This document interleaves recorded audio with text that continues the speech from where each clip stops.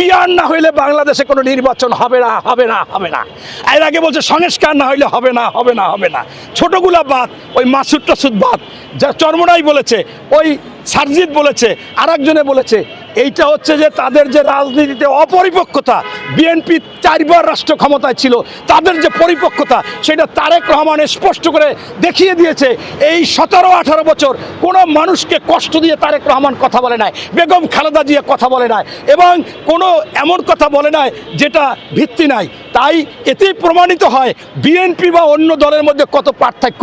সেখানে ওই নাকে কি জানি বলে, ওইটা দিয়ে নাকে খত দিয়ে নির্বাচনে গেছে এবং আনন্দ মিছিল করেছে জামাত। অতএব তাদের কোন সময় কি বলে, ওই সেই হাসান মাহমুদের মতো, অথবা ওই যে নানক ঈদগাহ মাঠে গিয়ে বলছিল যে আগামীকাল ঈদের জানাজা নামাজ, ওনার সচিব বলছে স্যার জানাজা নামাজ না, বলছে আগামী দিন ঈদুল ফিতরের জানাজা নামাজ, কয় জানাজা নামাজ না, পরে বলছে ও আচ্ছা আচ্ছা ঈদুল ফিতরের নামাজ। মানে কখন সামাল কখন বেসামাল, জামাতও এরকম বেসামাল সামাল হয়ে গেছে। এখন কোনো কি আগের দিন বলছে তাও মনে থাকে না, 1 ঘন্টা আগে কি বলছে, কি চ্যালেঞ্জ দিয়েছে সেই চ্যালেঞ্জও থাকে না। তাই বাংলাদেশে পরীক্ষিত দল হচ্ছে বিএনপি, এবং বিএনপি চিন্তা ভাবনা করে সব সময় কথা বলে।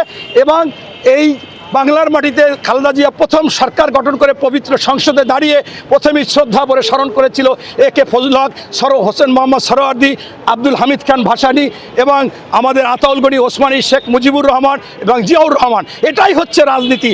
আবার জিয়াউর রহমান এবং খালেদা জিয়ার সুযোগ্য সন্তান তারেক রহমান যেদিন পথ পেয়েছে সেই দিনই ছুটে গেছে টঙ্গিপাড়া গিয়ে শেখ